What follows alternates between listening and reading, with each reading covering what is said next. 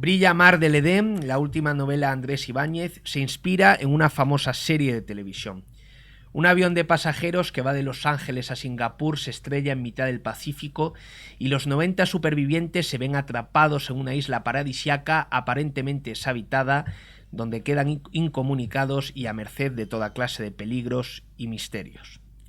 Entre los supervivientes hay americanos, españoles, indios, latinoamericanos, 2 mormones, una mujer española y su hija india adoptiva, un profesor de la Universidad de Calcuta, un escritor chileno que se hace llamar Roberto B., un japonés, una socióloga mexicana enamorada de las culturas nativas de su país y el narrador de la historia, un compositor español llamado Juan Barbarín, que vive en Estados Unidos y está obsesionado con la música romántica, las mujeres y la octava sinfonía de Bruckner. Esta es una novela de aventuras y de vidas cruzadas, pero también una novela lírica y filosófica, y la historia de la pradera, un lugar mágico que quizá esté en la isla y al que quizás sea posible llegar. Novela del fin de las creencias, Brilla Mar del Edén describe la crisis total de un mundo y de una época y nos propone un nuevo camino que surge de la música y del silencio. Andrés Ibáñez, que ya nos hizo disfrutar con La lluvia de los inocentes o Memorias de un hombre de madera, está hoy aquí con nosotros en Periodista Digital. Bienvenidos, Andrés, y gracias por venir. Muchas gracias. La novela es una novela, comentábamos antes, una novela se puede decir de novelas, ¿no? Sí, hay hay varios episodios dentro de la novela que podrían ser novelas independientes. Hay lo que yo llamo la novela de México, la novela de Japón y la novela americana, que es la historia de Wade. Creo que el modelo un poco del Quijote está por ahí, ¿no? Las novelas dentro de la novela principal. Y luego hay capítulos, muchos capítulos también que podrían leerse como pequeñas novelas cortas autónomas, ¿no? Por ejemplo, ese capítulo protagonizado por Bruckner, que es un capítulo precioso. Ese otro capítulo en donde el personaje cuenta las mujeres con las que se ha acostado a lo largo de su vida, ¿no? Y luego hay un juego también de géneros, ¿no? Sí.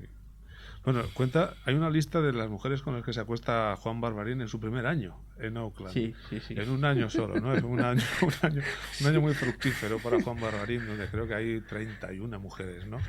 Eso es también por el gusto por las listas, ¿no? A mí me gustan mucho las listas por Bolaño, por Borges, por las enumeraciones de Whitman, y porque creo que las listas son muy divertidas, ¿no? Y siempre tienen como una dinámica especial. Entonces en la novela hay muchas listas, esta es una de ellas. Y bueno, Bruckner es un personaje, curiosamente, ¿no? Anton Bruckner, pues a mí siempre me ha obsesionado mucho la música de Bruckner. Creo que hay 3 tipos de personas: los que son como Bruckner, los que son como Mahler y los que son como Richard Strauss, ¿no? Entonces creo que yo soy más como Bruckner, ¿no? Y aunque me gustaría ser Richard Strauss. Y Bruckner, bueno, la octava sinfonía de Bruckner ya está en mi primera novela, en La música del mundo, y aquí apareció otra vez, porque apareció otra vez Bruckner, ¿no? En la novela hay un juego constante de géneros, ¿no? La novela es muy posmoderna, en el buen sentido de la palabra. A veces se denomina que algo es posmoderno como un sinónimo de una cosa sin importancia. La novela, desde la propia portada, en donde ya aparece, nos da una pista muy clara de todo lo que nos vamos a encontrar. El homenaje que haces a Perdidos, a la serie de televisión, y luego los constantes homenajes, los constantes guiños que hay a series de televisión, a escritores, a esto y lo otro, ¿no? Sí. Sí, tú dices posmoderna en el buen sentido. Y es curioso que haya que decir eso, ¿no? Porque yo nací en una época posmoderna.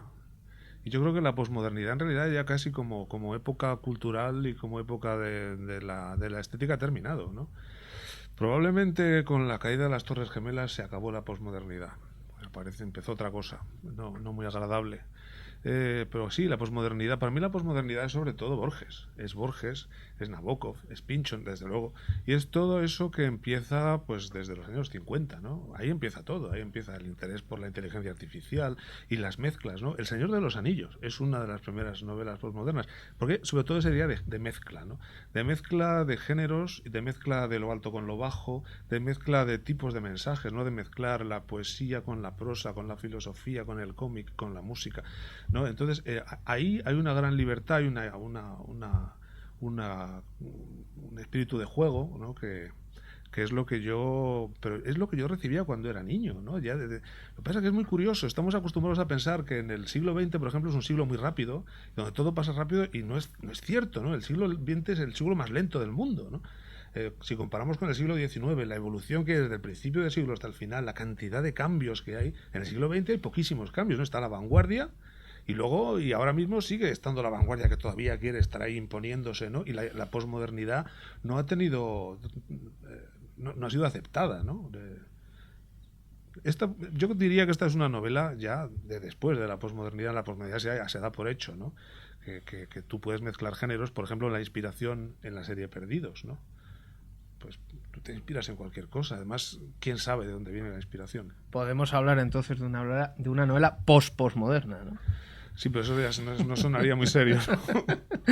Que es una novela de aventuras. O sea, Claro. es una novela, vamos a hablar, bueno, que hay mucha reflexión filosófica, hay mucha hondura, está muy bellamente escrita, hay muchos guiños a la música, a la pintura, al cine, en fin, lo que tú acabas de definir, que es para ti la posmodernidad, ¿no? Pero es una novela de aventuras, es una novela en donde no paran de suceder cosas desde el primer momento. El primer capítulo, vamos a decírselo a nuestros espectadores, empieza un avión, está magníficamente bien descrito, de repente se va la luz, ¿no? No sé si te has tenido, la verdad es que es pavoroso leerlo para cualquiera que tenga un poco de aprensión hacia los aviones, ¿no? Hay un ingeniero que luego lo explica, hay un corte electromagnético, ¿no? Sí. Han entrado en una zona en donde Sí. no es que la máquina en sí haya fallado, es que...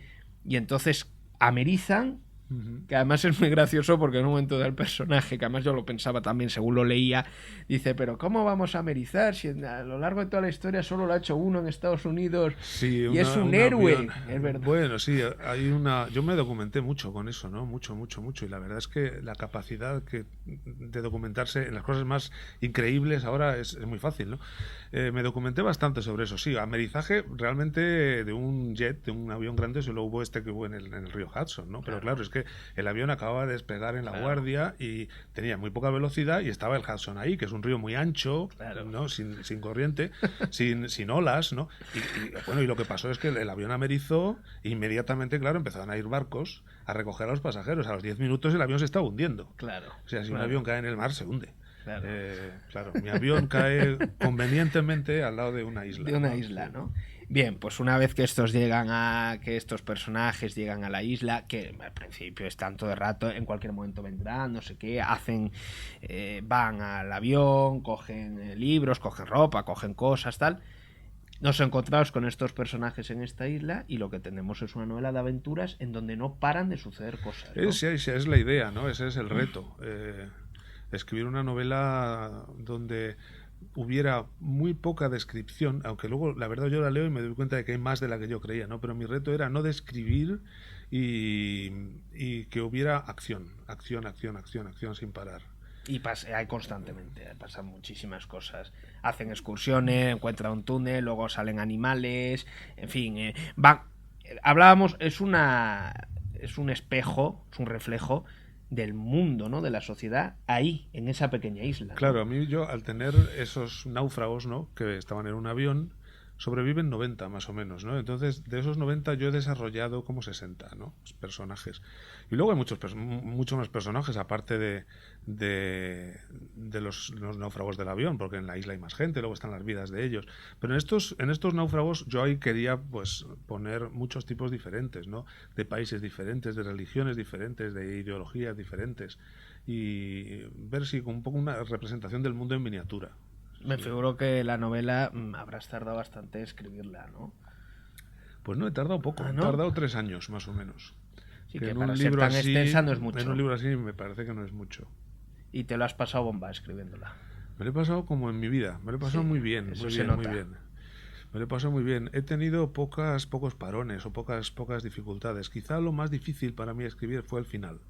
Porque en el final, pues yo incluso tenía dudas si escribirlo, ¿no? El final me parecía como un poco arriesgado meterme ahí, ¿no? Es decir, bueno, si has escrito todo el libro, ¿no? Con el que más o menos todo el mundo puede estar más o menos de acuerdo o puede aceptarlo, ¿por qué meterte en este final? Pero a pesar de todo me he metido, porque creo que es una cosa importante decirlo. No puedo hablar de ello porque no quiero contar la historia, ¿no? El final es muy hermoso y concretamente el último párrafo final es A mí hermosísimo. el último párrafo me encanta. El Sí. último muy poético y es Sí. muy hermoso, ¿no? La estructura esta que hablábamos de las 3 historias principales y luego capítulos que se leen como novelas cortas, etcétera, ¿la tenías clara desde el primer momento? ¿Te la fue dando? No. La fuiste descubriendo, ¿no? Yo sí, la fui descubriendo.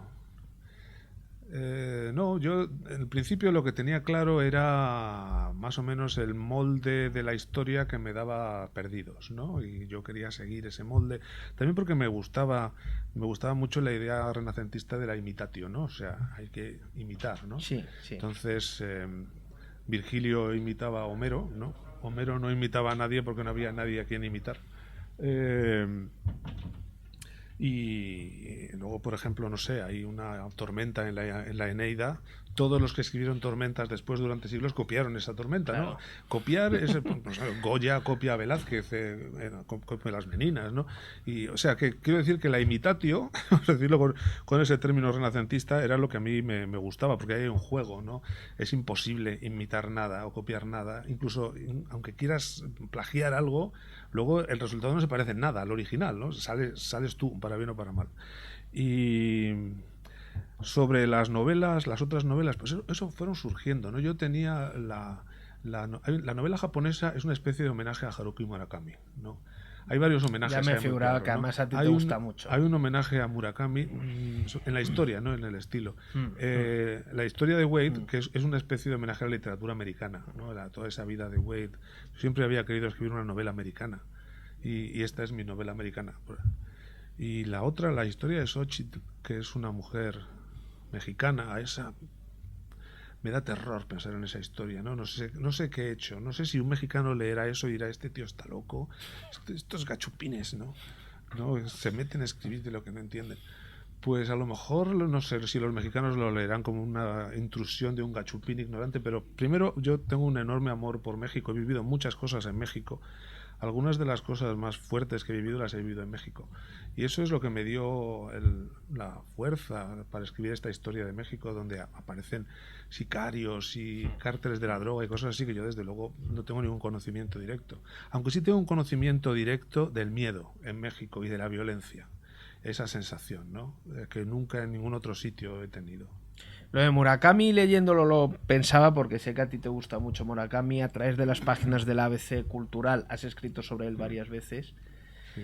Y es un escritor que en algunas cosas, esta novela en algunas cosas me ha recordado a él, no tiene nada que ver ni el estilo ni nada, ¿no? Pero está un poco también, en Murakami está esa querencia o ese deseo también por abarcar muchas referencias de aquí y de allá, ¿no? Por hablar de la música, lo pop, por así decirlo, ¿no? Sí. Bueno, Murakami, sobre todo las novelas grandes, ¿no? Hay como un deseo sobre todo las extensas, de contar muchas historias. Crónica del pájaro. La Crónica del pájaro, claro. Kafka en la orilla. Sí.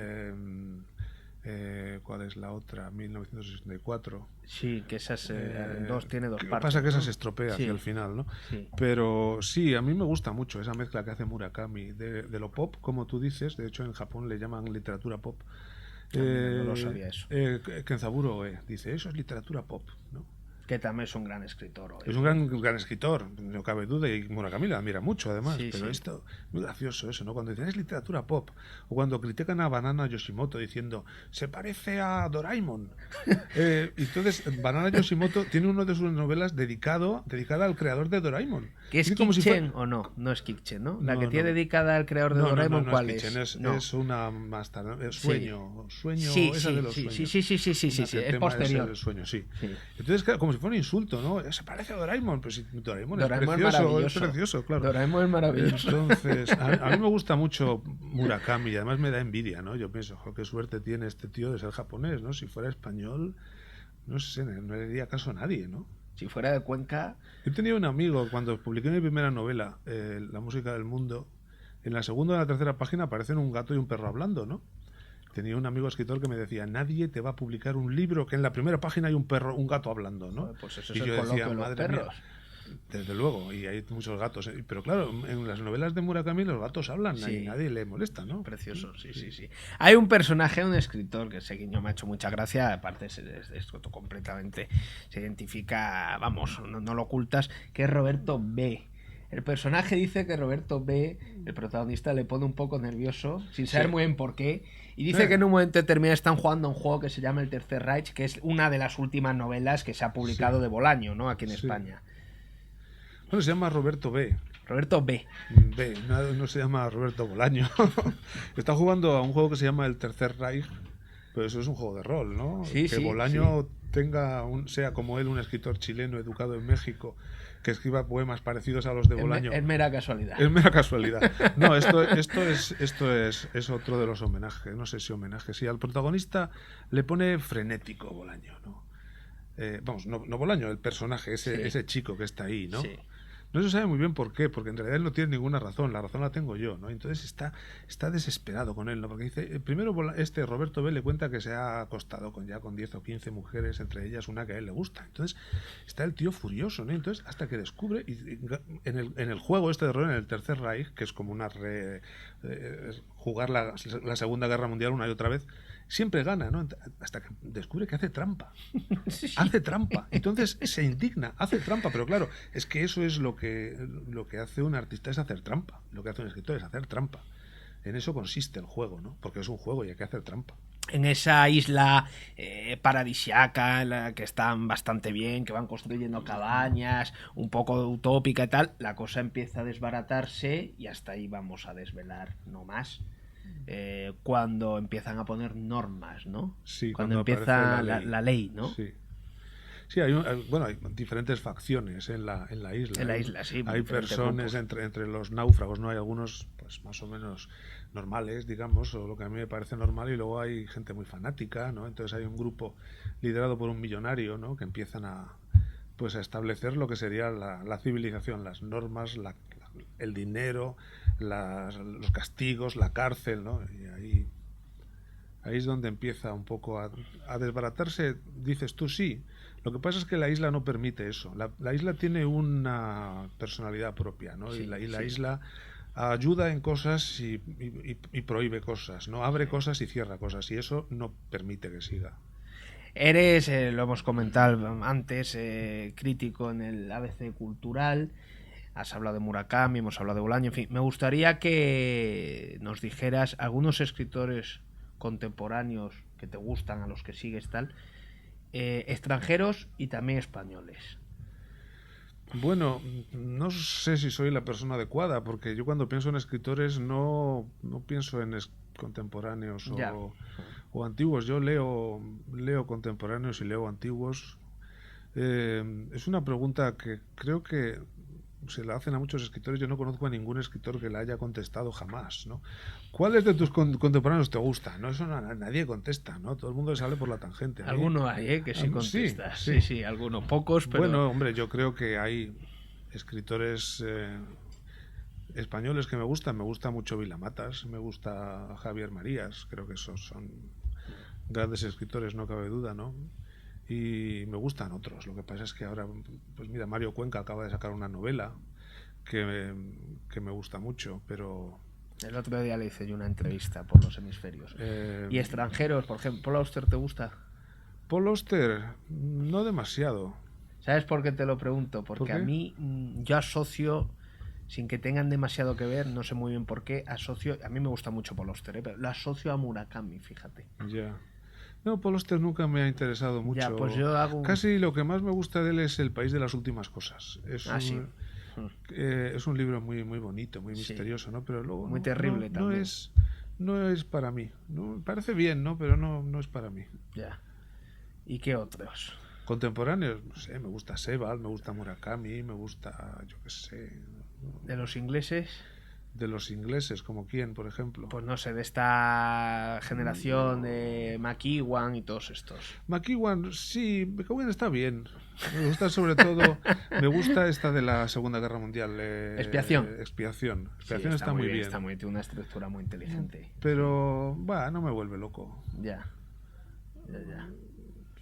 Estoy leyendo a Milton, por ejemplo. Paraíso perdido. Sí. Claro. No sé. Es no curioso. sé, me gusta Dennis Johnson, me gusta americanos, hay muchos. Sí, pero es curioso, es curioso esto que estamos comentando, porque del mismo modo que efectivamente os escritores generalmente os salís por la tangente cuando se os pregunta tal, sí hay escritores que se ve enseguida que están muy al cabo de la calle de lo que se va publicando y de lo que van saliendo, y además que sus lecturas son fundamentalmente de ahora, y luego hay otros que sobre todo leéis lo clásico, lo que ya ha pasado, por así decirlo. No lo clásico, lo que da placer, ¿no? Yo creo que hay que leer por placer y hay que leer para ser feliz. Bueno, ¿no? pero hay novelas contemporáneas que son muy placenteras también. Estoy pensando, por ejemplo, en la última de Frase, en Libertad. A mí me gustó mucho esa novela. Me parece una novela... Libertad está muy bien, aunque me irrita bastante el personaje de Franzen. Sí. Me parece un poco cantamañanas, Franzen, ¿no? Habla de cosas que no entiende. Cuando habla de Europa, ¿qué es Europa? ¿Cómo Europa? Europa es igual Italia que Finlandia, que Alemania, que Rumanía, claro, que es Europa. Entonces es una visión un poco extraña, ¿no? Y cuando habla el concepto de libertad que él tiene, ¿no? Dice, es que en Europa no les interesa la libertad, pero tú, ¿de qué libertad hablas? A mí me parece un buen novelista, Franzen, pero está demasiado limitado por un programa ideológico que él tiene en la cabeza, que realmente no sé muy bien cuál es, ¿no? Posible, pero veo muchas ideas preconcebidas y muchas cosas que quiere demostrar cuando escribe. Y eso le quita libertad precisamente a su obra, ¿no? Los personajes, las historias. Él quiere demostrar cosas todo el rato, quiere demostrar demasiadas cosas. No sé de qué venía esto. No, que hablábamos de la literatura placentera, de que a mí es una de las novelas contemporáneas que más me ha... Leer por obligación intento lo menos posible. Tengo que leer como crítico, ¿no? Entonces intento buscar cosas que me interesen, pero tú no puedes saber antes si te va a interesar o no. La gente que solo lee novedades, de verdad que no sé. Yo no podría hacer eso, porque yo prefiero esperar unos años y si una novela que ha destacado, que parece que está bien, ahí, entonces leerla, claro, ¿no? Pero estar al cabo de la calle, ¿para qué? Esto no va de eso, ¿no? No es como las noticias, que tienes que enterarte de lo que ha pasado hoy, lo que pasó ayer ya está pasado, no. ¿Y qué estás escribiendo ahora? Pues no estoy escribiendo absolutamente nada. Te has dejado exhausto. Es la primera vez en mi vida que sí, después de escribir un libro me he quedado... La verdad es que justo después de terminarlo me puse a escribir febrilmente una novela medieval y escribí como 200 y pico páginas y de repente me di cuenta de que eso no iba a ningún sitio y paré. Y desde entonces, estoy como vacío. Nunca me había pasado esto en mi vida. Tengo la sensación de haber hecho algo esta vez. De haber hecho algo. No sé dónde llegará este libro, ¿no? Pero no me cabe ninguna duda de que este es un libro que así como se sostiene ahí, ¿no? De pie, pues se sostiene de pie, ¿no? Y entonces no sé si por esa sensación no tengo esa compulsión tremenda de escribir todos los días, ¿no? Pero la sensación es como que todavía no has hecho nada, que todavía no has dicho nada y que hay algo muy importante que hay que decir. Y que por esas cosas de la vida lo tienes que decir tú, ¿no? Y yo pienso, ¿por qué yo? Yo no sé mucho, no he vivido mucho, no conozco mucho a la gente, ¿no? ¿Y por qué yo? Pero, pues, porque sí. Pero esa sensación ha desaparecido un poco con este libro. Tengo la sensación de haber hecho algo bien, o en parte bien, ¿no? Pues nada más. Muchas gracias. He pasado un rato muy agradable. Brilla Mar del Edén, de Andrés Ibáñez, publicada en Galaxia Gutenberg, una novela divertida, inteligente, hermosa y a la que le deseo mucho éxito. Muchas gracias. Muchas gracias.